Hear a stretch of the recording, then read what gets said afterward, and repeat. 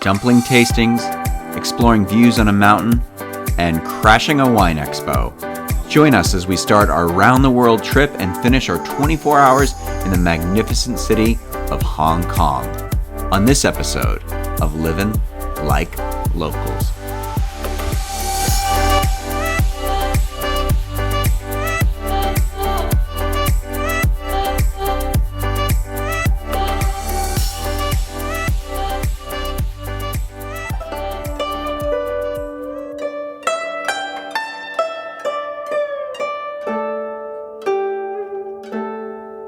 Hey, so we just finished breakfast here today, and the big surprising thing so far in Hong Kong, even though we've only been here a few hours, at least for me, is how friendly everybody is. And why I say that is because, honestly, in most big cities, people aren't usually so friendly. So that's been a big surprise so far. One funny thing at breakfast is that they have gummy bears they serve, and the gummy bears are right next to the sugar-free jam.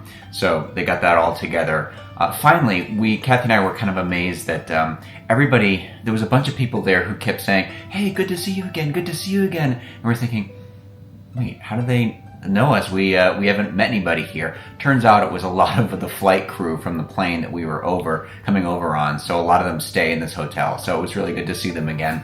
So right now we are going to explore Hong Kong. We have like 10 hours or so we're trying to get as much crazy adventure in as possible. We decided to start the day's experience with the Peak Tram up to Victoria Peak. It was a wonderful way to get a bird's eye view of the whole city. I usually don't like cities and don't care for modern, tall buildings, but there's something unique about Hong Kong, with the buildings built right into the side of the mountains, that it's kind of its own unique, almost futuristic beauty. Like Blade Runner meets a national park, only with good dumplings.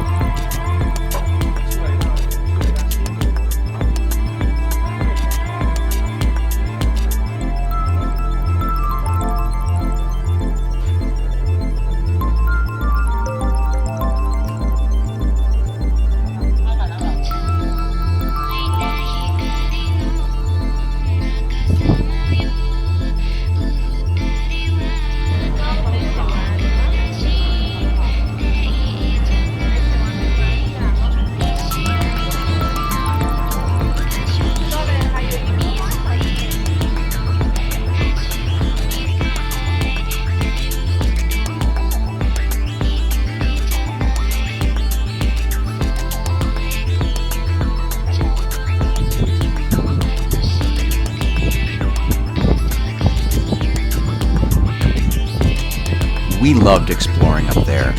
We walked around quite a bit, and honestly, if we had the time, we could have spent the whole day there.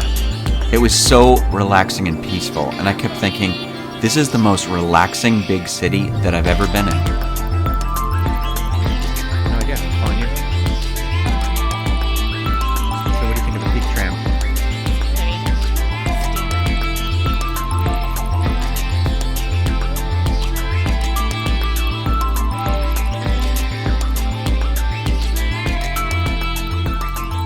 Hey, so we just went on the tram ride that goes to the Peak here in Hong Kong, and it's definitely something you should do. It was so beautiful, and it's a different view of the city. It actually makes me see how much of the area, despite all the tall buildings, is actually countryside too, and you see views on the other side to all the islands. One thing I will say though is that we got here around 9 o'clock or so, and there was nobody there. But on the way back, about an hour later, it's packed with people. So it's definitely worth it to do. The Sky Observatory that you can pay extra for is really nice, but if it's packed with people, I don't know if I'd do it then. But if you can go, if you have 24 hours in Hong Kong, definitely something to do. When we eventually come back, we're definitely going to spend a day up in the park area. It was so relaxing and tranquil. Definitely want to come back. But if you're in Hong Kong, try to go up the tram to the top of the peak.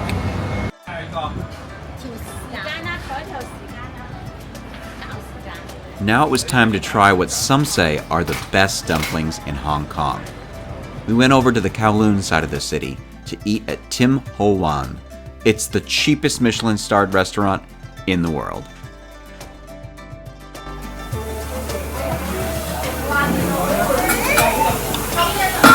Sometimes a fork is needed.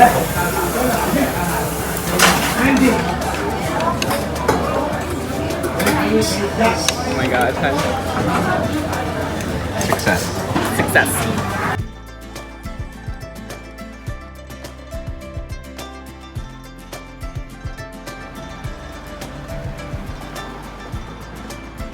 The food was delicious.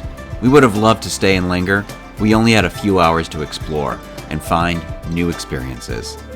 And we soon found what was, for us, the perfect one. So true Todd and Kathy form.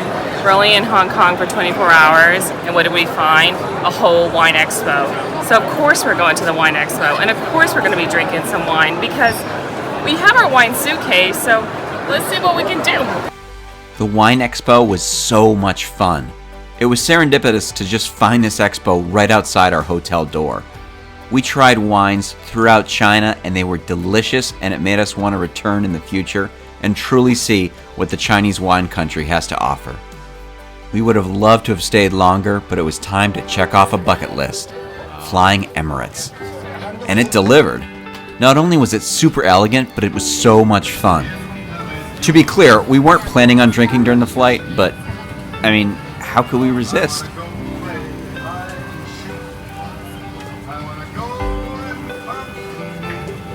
Shopping.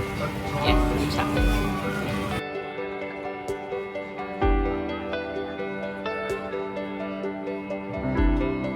It was the coolest flight we've ever been on. Plus, it's got a bar in the back.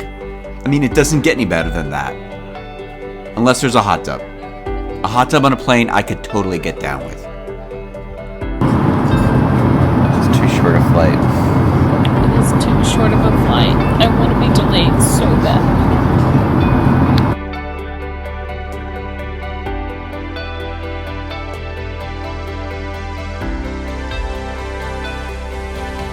Join us for our next episode as we continue our around-the-world trip and explore the mysteries and chaos that is Bangkok.